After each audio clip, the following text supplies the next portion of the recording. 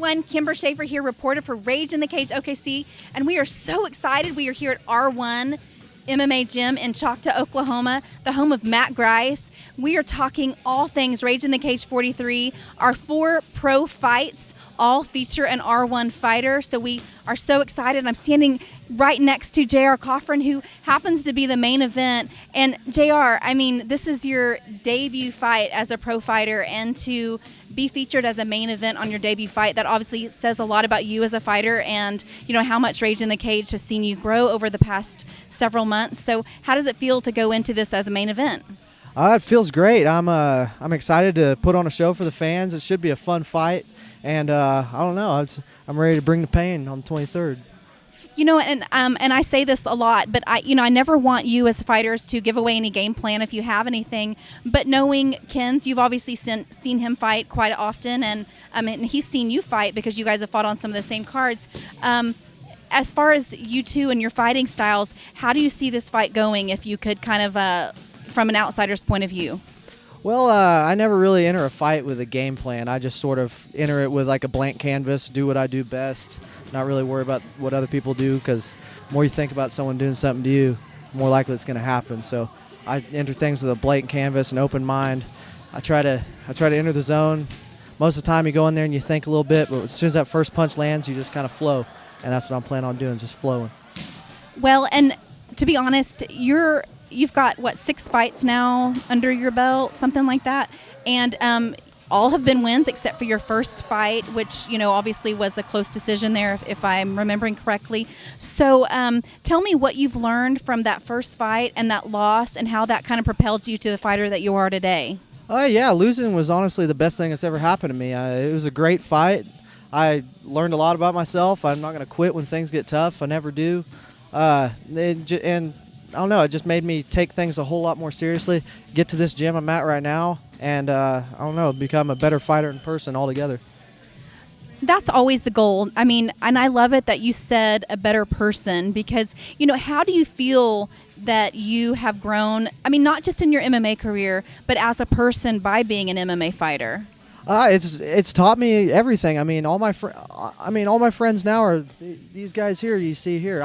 These guys are like family. All my coaches are like I look up to them. I just like when Matt comes and watch me fight, it's like, I'm trying to like impress like your dad or something, I want to go out and show out for my teammates and my friends. And, but yeah, martial arts has made me a much better person, told me how to work hard, show up every day, even when I'm not feeling like it. And, I don't know, it just made me push and become just a better person. Let's talk too about your background. I mean, obviously you were a wrestler from 6th grade on up, and so I'm sure that played a little bit of a role in you becoming an MMA fighter. But tell us a little bit about that transition and your background. Yeah, I wrestled a lot when I was in school. I never really took it as seriously as I should have when I was in school. I mean, I was still pretty good, as you can see from my nasty looking ears, but I was pretty good, but I focused on football and stuff a lot more then. But now, transitioning to MMA, this is all I focus on. This is all I do every day, and I plan on getting to the top, taking what's mine, taking every local belt I can, getting to the big show, and then the sky's the limit. So I'm excited. Well, and speaking of the big show, you've got Matt Grice, you've got some other guys that have trained here at R1 that have been and fought on UFC cards. So do you feel like being at a school that has that level of training partners has really helped you and will play a role in getting where you want to go? Exactly, yes. I mean, as you can see right here, we've got Jared Sanders over here. He fights in the UFC right now, just won a fight in July in the UFC. He's one of my main training partners. He pushes me every day, and we've also got Shane Howell fought in the UFC, James Head fought in the UFC, and Matt had 8 fights in the UFC. So I mean, we've got a pretty tough gym, and our amateurs up to our pros and everything on up. And not to mention my girlfriend beats me up every day. Very true. Well, hopefully we'll get her on a card sometime as well. Wouldn't that be cool if you guys both fought on the same one? Oh yeah, that'd be awesome. But she'd have to be main event. I can't be stealing her attention. Oh, what a sweet boyfriend. I love that. Exactly. But yeah, that'd be great having me and her on the same fight. That'd be pretty cool. I'm going to put you on the spot right now. I mean, you're the first one to do an interview tonight.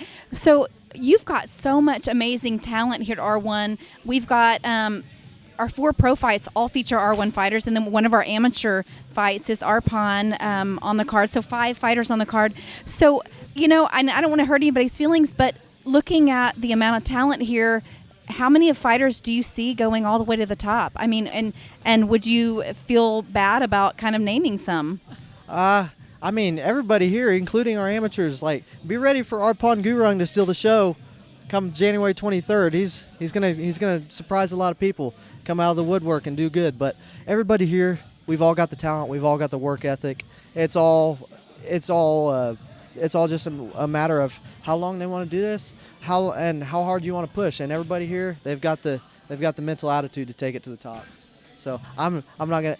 I mean, I can name examples. I'm not saying nobody's going to be up. I mean, Braden, he's going to the top. Manny, everybody. I mean, just name it. Chibi, Frank, anybody. So, yeah, we got a pretty good gym full of amazing people. So we can all do it.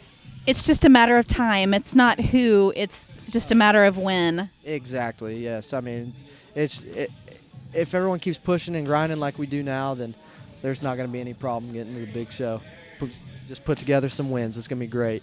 I can see it just tonight, seeing the level of training here, and the attention that your coaches give you guys is just amazing and so fun to watch as an outsider as well. Yeah, it's we work hard here. We come here, we work hard, we train hard, we fight for victory, and we don't go out to just go put on a show. We come out to dominate everybody. We push hard, we train hard here. So we come out, we take care of business. Taking care of business, and speaking of that. You guys take care of business. Get your tickets now. We've got some fighters on the card that are going to sell the place out already. Tickets are going so fast. I think we're getting low on tables, seats right now. I think Braden's got the win there as far as selling some tables. So get your tickets at ticketstorm.com. You can get them from any of the fighters on the card, any Metro Party Galaxy location. Hey, before we go, do you have any last words, any sponsors, any shout outs, that thing? I just want to shout out to my gym, R1. All these people here, they push me do my best, and I want to shout out to everybody on the card. We got Edwin Williams Jr., we got Chibi on You Gonna Get Ya, we got Braden Smith, we got Arpon Gurung, and finally, last but not least, we've got myself. So it should be a good show. You guys come on out.